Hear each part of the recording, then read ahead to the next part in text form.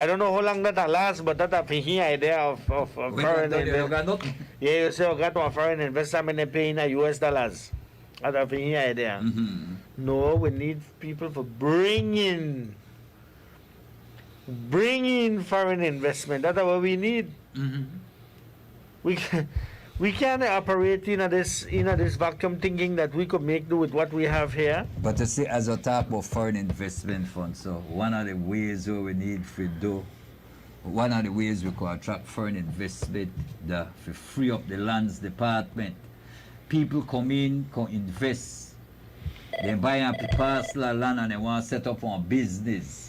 You know how long it take to get that document through? People decide, well, here, what, by better I know where it believes, because watch a simple thing like one land document, and I pay me money.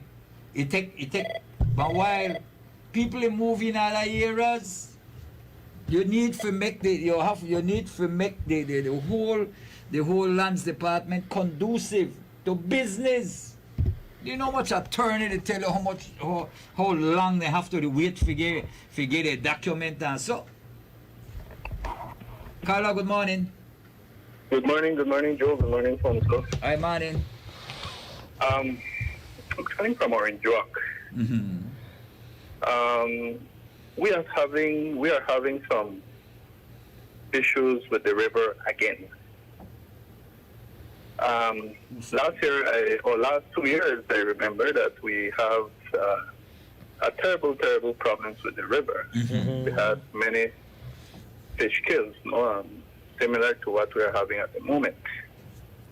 The fact at the point, or the reason I'm calling, is that last 2 years when we were having all these issues with the river, I can remember that I heard the now Minister of Agriculture, the $50 million minister, the man that talks only about millions and millions and millions, and the millions that nobody is yet feeling, or maybe nobody else will feel it.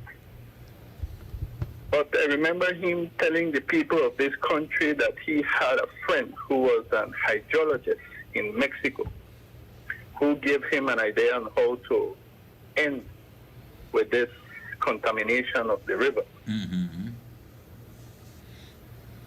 Sad part of it now is that we are not hearing anything about them talking about the river. And he's the minister now.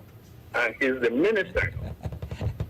You know, it's terrible. It's getting similarly to the point that we were 2 years ago. Mm-hmm. You know, the river is practically green. You know, I don't think that is the green that the people of the tourists that will be coming to Belize would like to see.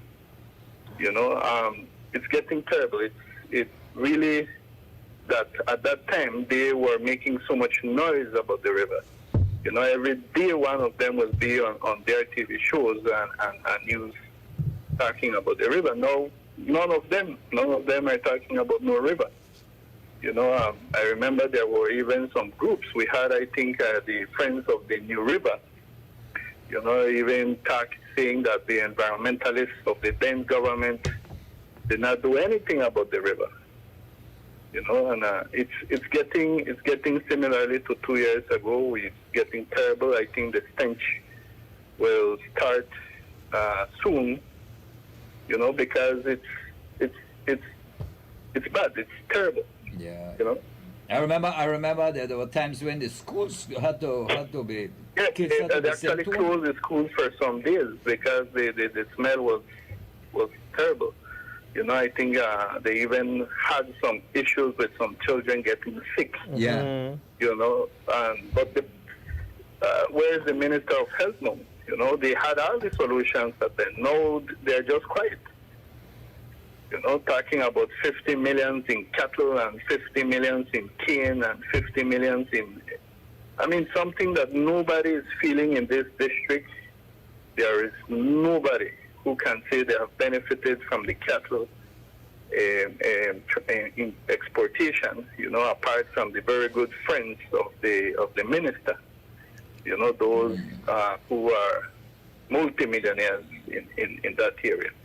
But let me leave that aside. You know, I just want to view my concern when it comes to the New River here in Joabtown. Another thing, I listened to the House of Representatives. I wanted to call days ago, but every time I grab my phone, somebody was on the line, you know. So, and then I get busy and I cannot make my call. If we had 26 elected area representatives who are part from the government, and sad to say that none of them, absolutely none of them, told their constituency what the budget had for them. You know, we see many millions, they were talking about infrastructure, but none of them, not even the member of Orange Rock East, the member of Orange Rock South, the member of Orange Rock Central, the member of Orange Rock North, none of them told the people of their constituencies that the budget has something there for them. We did not hear about schools, we did not hear about clinics, we did not hear about anything apart from them grandstanding and blaming the United Democratic Party government at that time. The thing about consultation, I don't think, and we continue calling it a consultation, the Prime Minister did not have any consultation with no teacher, with no union. They already had the 10% cut on the budget. They were trying to convince them about the cut, for them to agree to take the 10% cut. And if they did not agree, they will still go ahead and give them the 10% cut. But the thing is that will affect the larger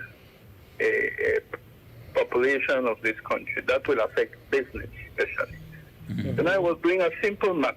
You know, I try to put some numbers into this thing because some people say it's only 10%. But imagine we have approximately, and correct me if I'm wrong, and Joe, we might have approximately 17,000 public workers with teachers. Public, yeah.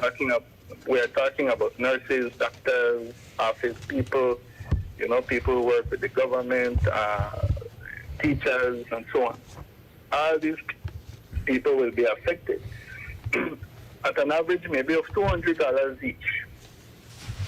You know, when we multiply that, we should have at least $3.4 million a month that will not find its way in any or at any business in this country. You know, that's $3.4 million that people will not have now to spend.